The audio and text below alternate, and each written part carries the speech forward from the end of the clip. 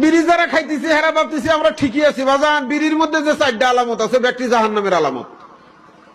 1 নম্বর আলামত হলো বিড়ি ধরাইতে কেউ জীবনে কোনোদিন বিসমিল্লাহ কয় না। আমি মেলা পুরান বিড়ি খাই না লাগরে হাতে হইস করে দেখছি ভাই। জামাতে যখন এসে কয় বাবা 40 বছর ধরে টানি। বললাম কাকা 40 বছর যে খান খাইতে বিসমিল্লাহ টিসমিল্লাহ কয় না। কয় তোর ওটা কি মন থাকে? ওটা মনে থাকে না জিনিস। কয় খালি এ মাথায় মাথায় ফু দিয়া ওবি ধরাই আর কি। ফুড়া কিন্তু দেয় ওনার একটা অভ্যেস আছে, এই মাথায় মাথায় ফু দিয়ে ধরায়। বিড়ি খাইতে কেউ বিসমিল্লাহ কয় না। হুনছি মেলা পুরানা বিড়ি খাই না লাগর কাছে জীবনেও কয় না। ওই জাহান্নামে ঢুকতেও বাবা কেউ বিসমিল্লাহ কব না, যে বিসমিল্লাহির রহমানির রহিম ঢুকলাম আর কি আল্লাহ নিয়ামতের একটা জায়গা ঢুকলাম, জীবনেও কব না, মানে ওটা মনেই থাকবো না। বিড়ি খাইতে আগুন লাগে, জাহান্নামের মধ্যে আগুন আছে। বিড়ি টান দিলে ধোঁয়া বাইরে হয়, জাহান্নামের মধ্যে ধোঁয়া আছে। 4 নম্বর বিড়ি টানার শেষে কেউ জীবনে কোনদিন আলহামদুলিল্লাহ কয় না, যে আলহামদুলিল্লাহ সমস্ত প্রশংসা আল্লাহ তোমার, তুমি যে আমার ছোসরা বন্ধ ঠেকানোর সুযোগ দিলা। কয় কি ভাই জীবনে কেউ?